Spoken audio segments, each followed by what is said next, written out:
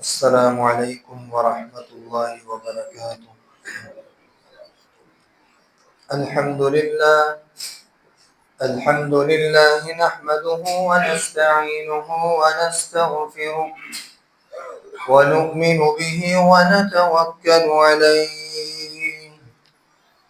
ونعوذ بالله من شرور أنفسنا ومن سيئات أعمالنا. من يهده الله فلا مضل له ومن يضلله فلا هادي له، وأشهد أن لا إله إلا الله وحده لا شريك له، وأشهد أن محمدا عبده ورسوله.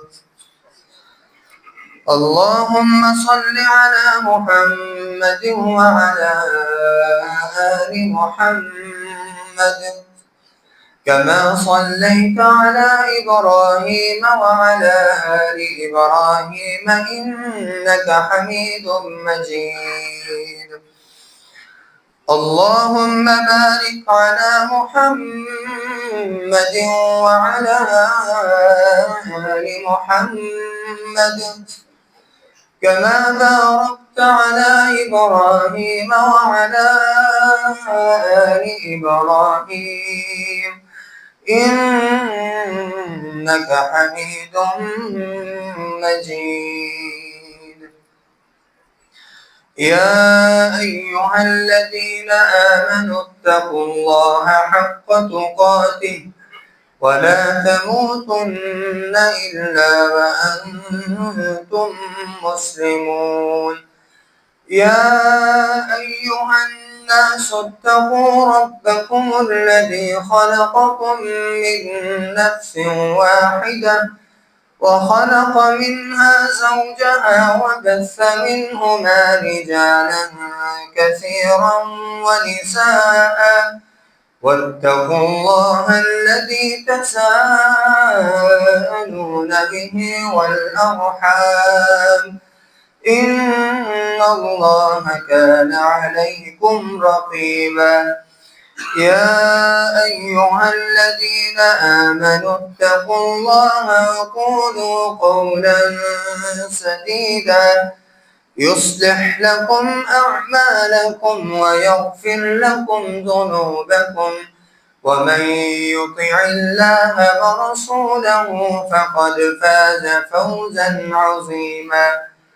أما بعد فإن خير الحديث كتاب الله، وخير الهدي هدي محمد صلى الله عليه وسلم، وشر الأمور محدثاتها وكل محدثة بدعة وكل بدعة ضلالة وكل ضلالة في النار. أعوذ بالله السميع العليم من الشيطان الرجيم. بسم الله الرحمن الرحيم. ولقد نصركم الله ببدر وأنتم أذلة فاتقوا الله لعلكم تشكرون. إذ تقول للمؤمنين ألن يكفيكم أن يمدكم ربكم ب3,000 من الملائكة منزلين؟ بلى إن تصبروا وتتقوا ويأتوكم من فورهم هذا يمددكم ربكم ب5,000 من الملائكة مسومين. صدق الله العظيم وصدق رسوله النبي الكريم ونحن على ذلك من الشاهدين والشاكرين والحمد لله رب العالمين. تمام قسم کی حمد و ثنا اللہ احکم الحاکمین کی ذات اقدس و اعلیٰ کے لیے ہے، جس مالک ارض و سما نے ہمیں انسان بنانے کے ساتھ ساتھ مسلمان بنایا ہے۔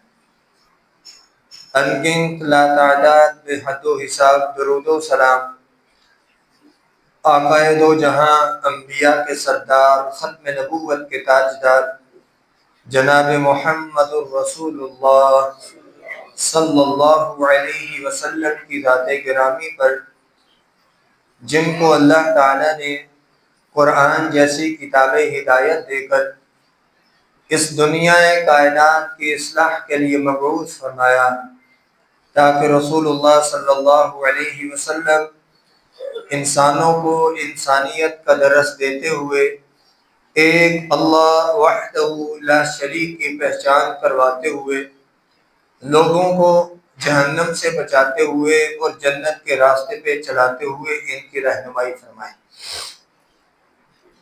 محترم بھائیو، واقعتاً ہم اللہ کی طرف سے مبارکباد کے مستحق ہیں کہ اللہ تعالیٰ نے ہمیں رمضان جیسی باسعادت اور پروقار گھڑیوں سے ایک بار پھر نوازا ہے۔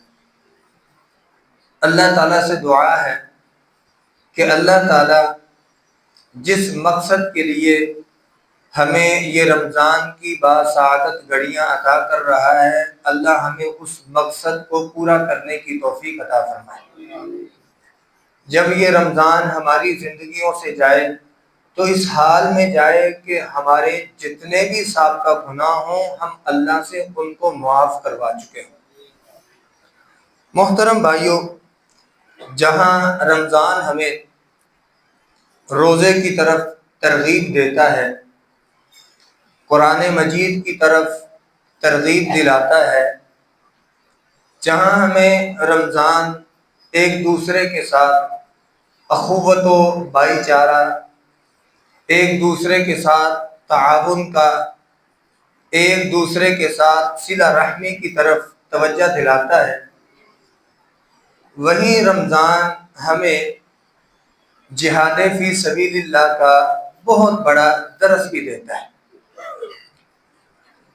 معذرت کے ساتھ ہم نے آج اس معاشرے نے لفظ جہاد فی سبیل اللہ کو بہت غلط رنگ دے دیے۔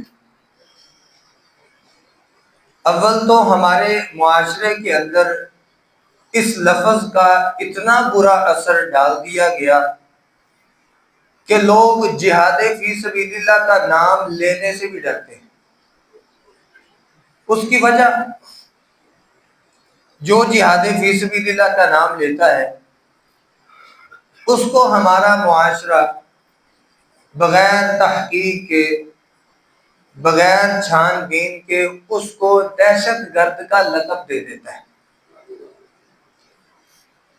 محترم بھائیو، اگر جہاد فی سبیل اللہ دہشت گردی ہوتا تو اس لحاظ سے پھر صحابہ کرام رضی اللہ تعالی عنہم اجمعین وہ تو پھر سب سے بڑے دہشت گرد ہوئے، استغفر اللہ معاذ اللہ۔ اگر یہ رستہ دہشت گردی کا ہے، لوگوں کے حقوق کو غصب کرنے کا ہے، تو پھر آپ صلی اللہ علیہ وسلم بھی یہ رستہ نہ اپناتے۔ اگر یہ رستہ واقعتاً اس دنیا کے اندر فساد کا ذریعہ ہے، اس دنیا کے اندر لوگوں کے اوپر ظالمانہ رویہ ہے، تو پھر کبھی اللہ تعالیٰ اس کا اپنے نبی کو اور امت محمدیہ کو حکم نہ دیتے، کیونکہ اللہ تعالیٰ جو ہیں وہ سب سے بڑے انصاف کے مالک ہیں، سب سے بڑے رحمت کے مالک ہیں، سب سے زیادہ اپنے بندے سے پیار کرنے والے ہیں، اور وہ رب کبھی نہیں یہ چاہے گا کہ دنیا کے اندر میں اس طرح کا ٹائٹل امت محمدیہ کو دے کے دنیا کے اندر فساد پھیلاؤں یا پھر دنیا کے اندر دہشت گردی ہو؟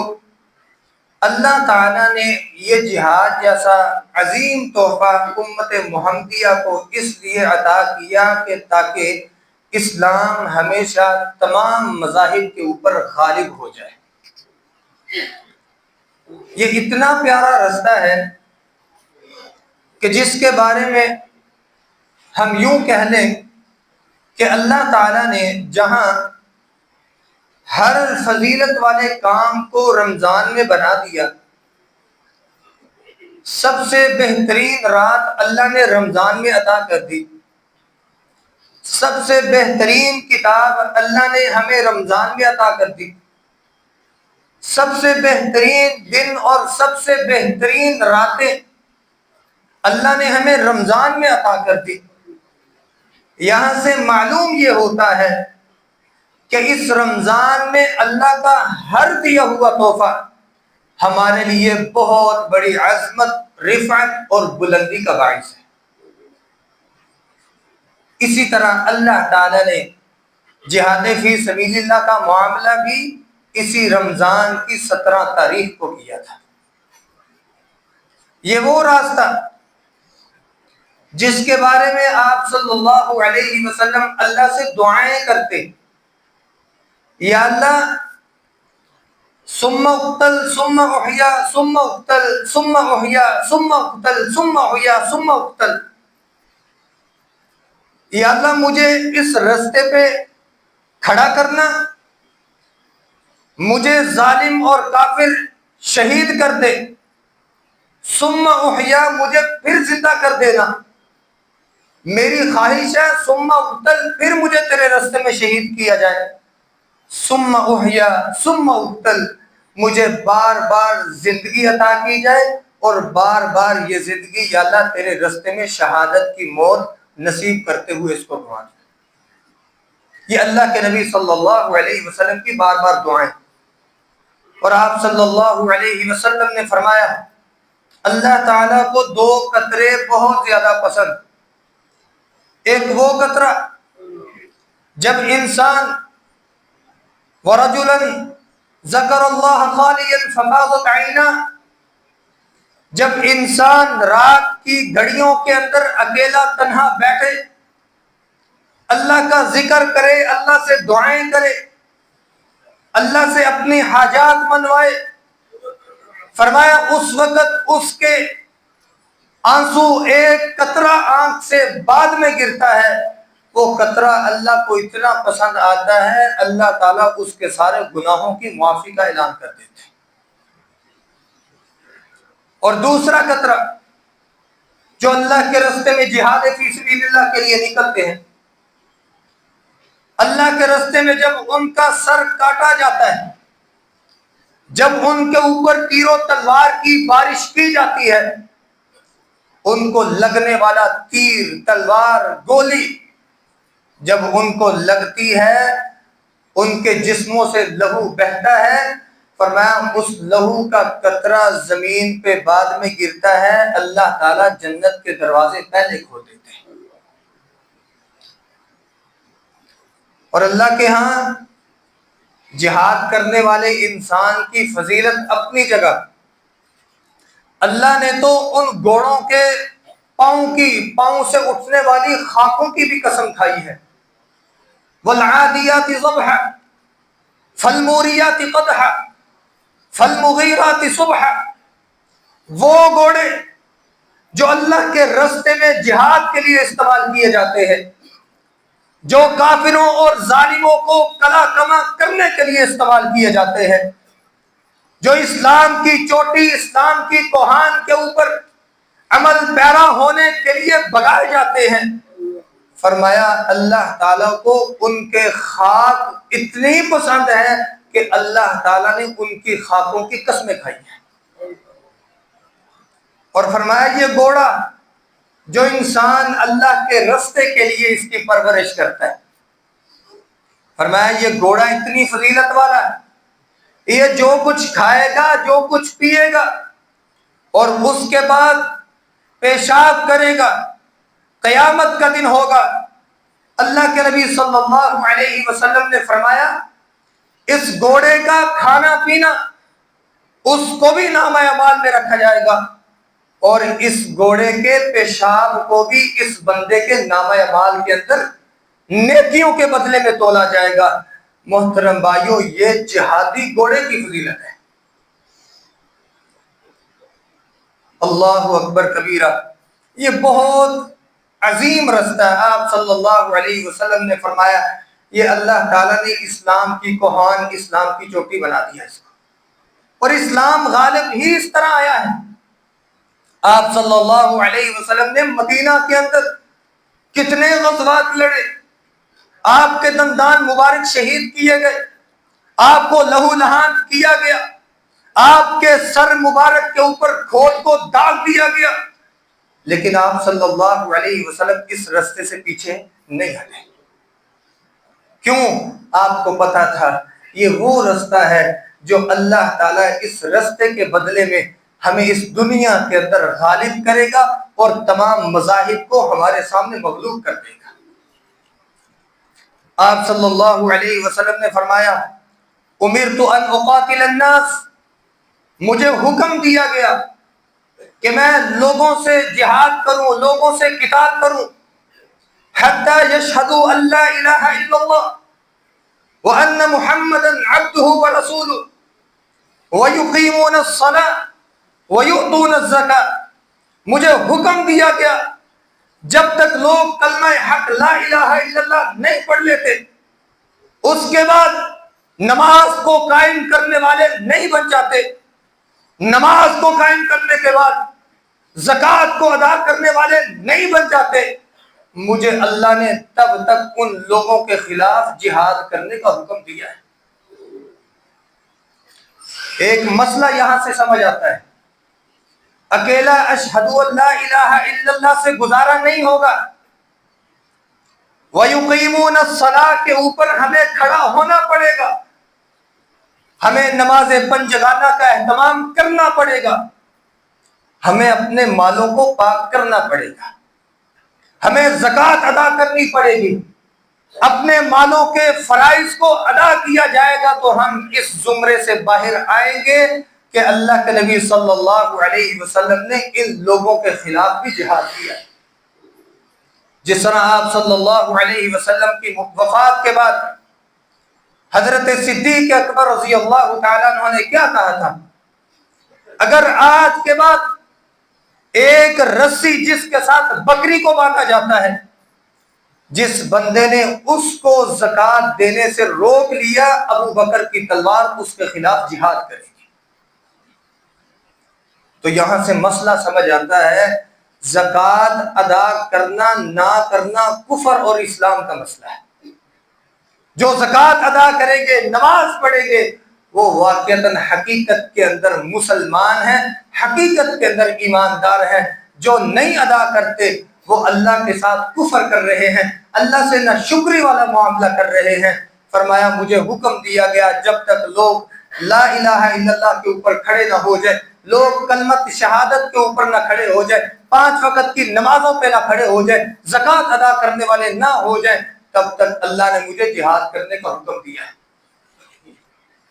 آپ صلی اللہ علیہ وسلم نے فرمایا جس نے یہ کر لیا عصموا منی دماءہم واموالہم، جو ان تینوں چیزوں پہ کاربند ہو گیا اس نے مجھ سے اپنے مال کو اور اپنی جان کو محفوظ کر دیا ہے۔ آپ صلی اللہ علیہ وسلم کو اللہ تعالیٰ نے قرآن مجید میں حکم دیا وَأَعِدُّوا لَهُم مَّا اسْتَطَعْتُم مِّن قُوَّةٍ وَمِن رِّبَاطِ الْخَيْلِ تُرْهِبُونَ بِهِ عَدُوَّ اللَّهِ وَعَدُوَّكُمْ وَآخَرِينَ مِن دُونِهِمْ۔ فرمایا اپنے آپ کو ہر وقت تیار رکھو دشمن کے خلاف، اپنے مسلمان بھائیوں کے خلاف نہیں، کلمہ پڑھنے والوں کے خلاف نہیں۔ جو بندہ کلمہ پڑھنے والے کے اوپر تلوار درازی تو بات کی بات ہے، زبان درازی بھی کرتا ہے تو رسول اللہ صلی اللہ علیہ وسلم نے فرمایا سباب المسلم فسوق، مسلمان بھائی کو برا بھلا کہنا، یہ بہت بڑا کبیرہ گناہ ہے۔ وَقِتَالُهُ كُفْرٌ، اور اپنے بھائی کو مار دینا، قتل کرنا، یہ اللہ کے ساتھ بہت بڑا کفر ہے۔ یہ تو مارنا دور کی بات، فرمایا اپنے مسلمان بھائی کی طرف ہتھیار بھی کرنا ناجائز ہے۔ ہر وہ آلات جس کے ساتھ کسی کی جان جا سکتی ہے، ہم اس کو مذاقاً یا ارادتاً ہم اپنے کسی مسلمان بھائی کے اوپر نہیں اٹھا سکتے۔ فرمایا اپنے آپ کو تیار رکھو، اللہ کا دشمن، اللہ کے دین کا دشمن ہمہ وقت اس بات کے لیے تیار ہے کہ ہم مسلمانوں کو نیست و نابود کر دیں، مسلمانوں کے اندر تفرقہ بازی ڈال دیں۔ اور یاد رکھیے، جب کافر ہمارے اوپر ٹوٹتا ہے، وہ یہ نہیں پوچھتا تو وہابی ہے، تو بریلوی ہے، تو دیوبندی ہے، وہ یہ نہیں پوچھتا، بلکہ وہ ہر کلمہ گو کو شہید کر دیتا ہے۔ محترم بھائیوں، ہمارے لیے بہت بڑا لمحہ فکریہ ہے، ہم ان تفرقہ بازی سے ذرا نکل آئیں۔ وَاعْتَصِمُوا بِحَبْلِ اللَّهِ جَمِيعًا وَلَا تَفَرَّقُوا، ہم اللہ اور اس کے رسول کی رسی کو مضبوطی سے تھام لیں، وہ رستہ جو اللہ کے نبی صلی اللہ علیہ وسلم نے کتاب اللہ کا ہمیں دیا تھا، وہ رستہ جو اللہ کے نبی صلی اللہ علیہ وسلم نے سنت رسول اللہ کا ہمیں دیا تھا، ہم اس پلیٹ فارم پہ جمع ہو جائیں۔ انشاءاللہ کافر کی جتنی مرضی بڑی طاقت ہو، ہمارے سامنے اللہ ان کو ڈھیر کر دے گا۔ لیکن اس کے لیے اتحاد، اتفاق پیدا کرنا ہوگا۔ یہ تفرقہ بازیاں، یہ گروہ بندیاں، یہ مسالک، یہ مذاہب کی لڑائیاں ہمیں ختم کرنا ہوں گی۔ ہمیں کلمہ حق لا الہ الا اللہ کی بنیادوں پہ کھڑا ہونا پڑے گا۔ اللہ اکبر کبیرہ۔ آپ صلی اللہ علیہ وسلم نے فرمایا ایک بندہ جہاد کے لیے نکلتا ہے، اس کا تو اپنا ہی معیار ہے اللہ کے ہاں، لیکن من جہز غازیا فی سبیل اللہ فقد غزا، جو بندہ کسی مجاہد کی تیاری کروانے میں مدد دیتا ہے، فرمایا وہ مجاہد وہاں جا کے لڑتا ہے، اللہ تعالیٰ اس کو گھر بیٹھے اس کے برابر اجر عطا کرتا ہے۔ وہ غازی ہے تو اس کے نامہ اعمال میں بھی غازی والا عمل، اگر وہ شہید ہو جاتا ہے تو اللہ تعالیٰ اس کو بھی شہادت جیسا رتبہ عطا کرتا ہے۔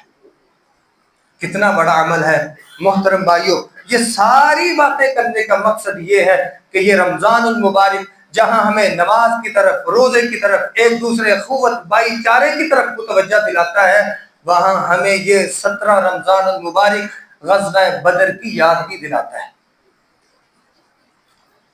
سن 2 ہجری کے اندر 17 رمضان المبارک کو یہ معرکہ حق و باطل، یہ معرکہ فرقان، یوم الفرقان، یوم بدر پیش آنے والا معرکہ، یہ وہ معرکہ تھا جس کے بعد اللہ تعالیٰ نے مومنین کو حقیقی قوت عطا کی تھی۔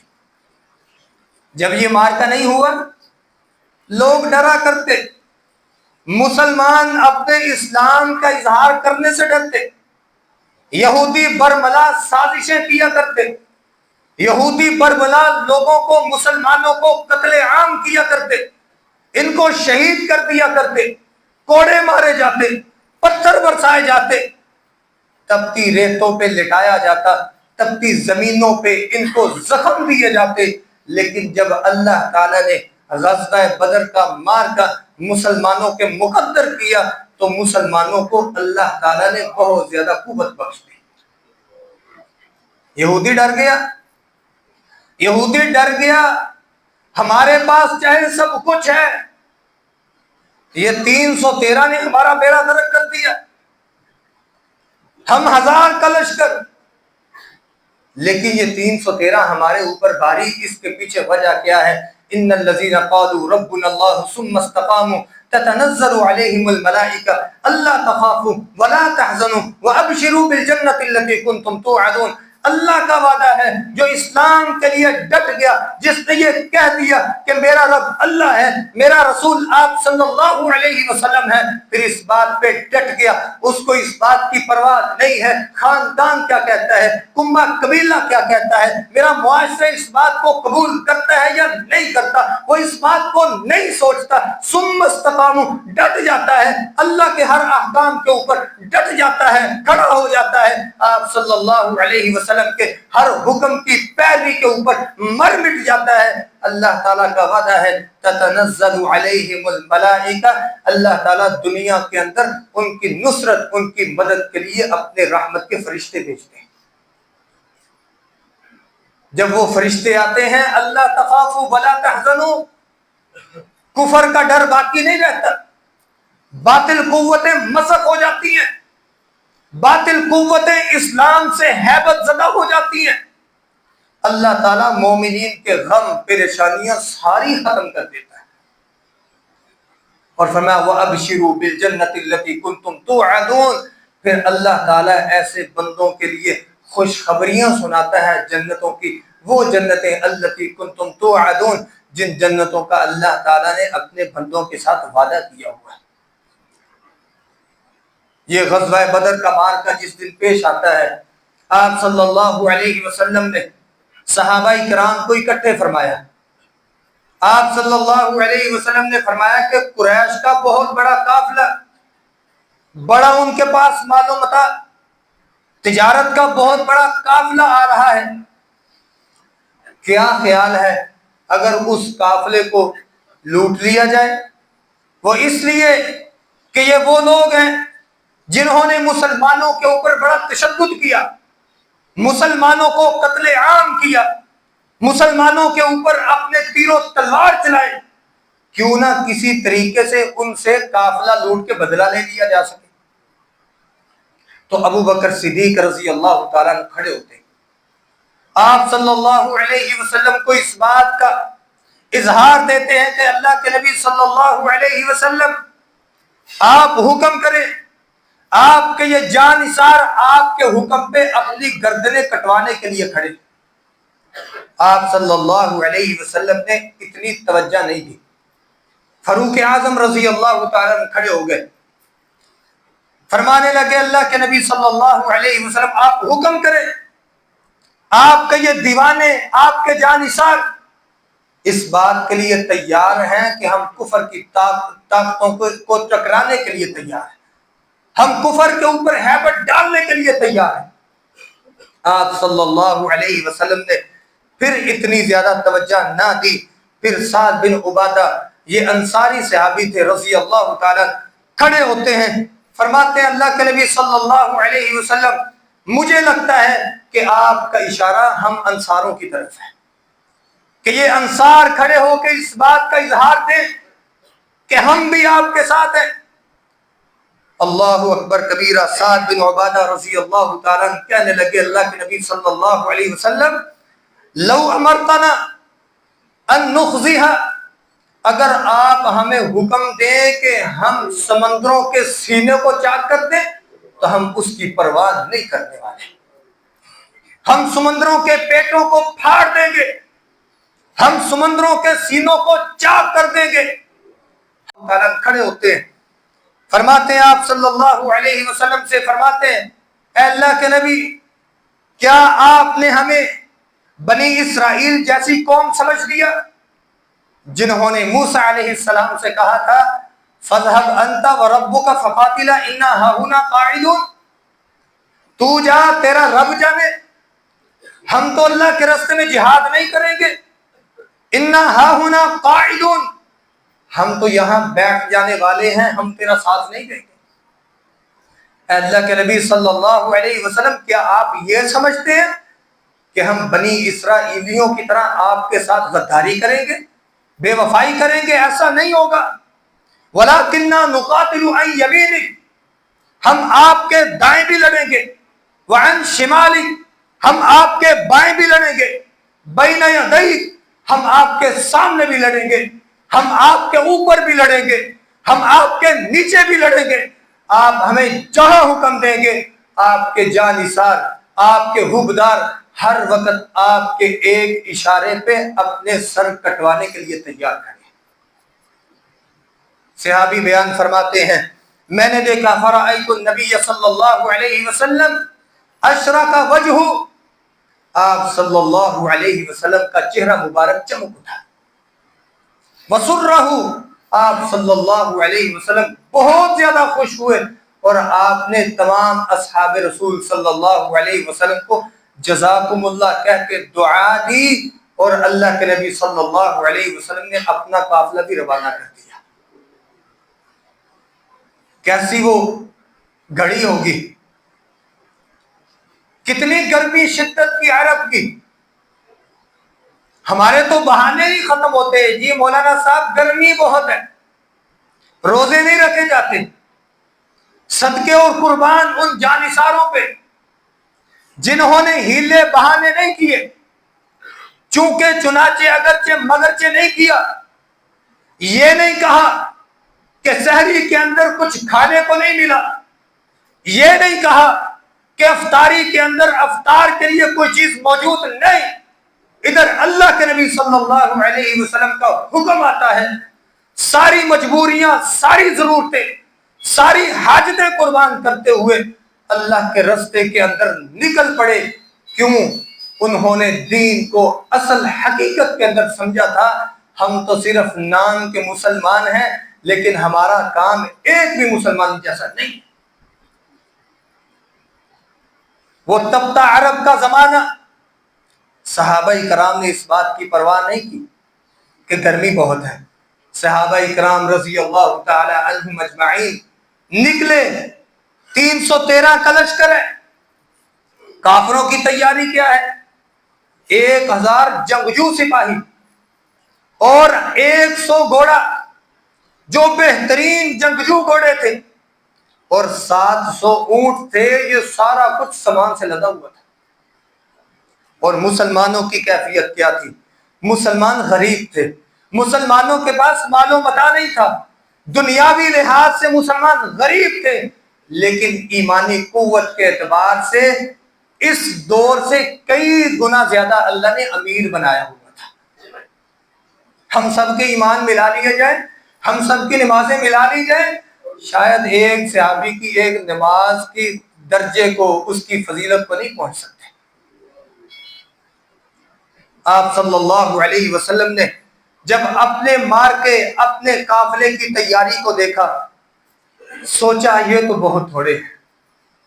اللہ کے سامنے سجدہ ریز ہو گئے، یا اللہ آج وقت ہے، ان مٹھی بھر مجاہدین کی تو اگر حفاظت نہیں کرے گا، آج کے بعد اس دنیا کے اندر تیرا نام لینے والا باقی نہیں رہے گا۔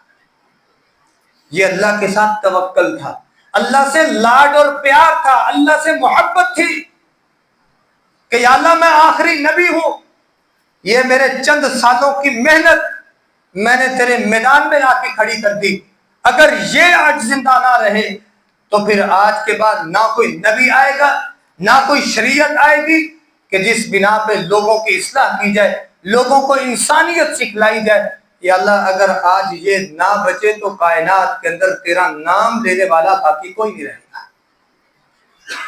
یہاں سے ایک عقیدے کی بات سمجھ لیں، صحابہ کرام رضی اللہ تعالیٰ عنہم اجمعین نے غزوہ بدر لڑا تو آج میں اور آپ فقیر اس مسجد میں جمع ہیں۔ اگر وہ شہید ہو جاتے، اس دن صفحہ ہستی سے وہ مٹھی پر مجاہدین ختم ہو جاتے، تو شاید آج ہمارے نصیبے کے اندر بھی یہ اسلام نہ ہوتا۔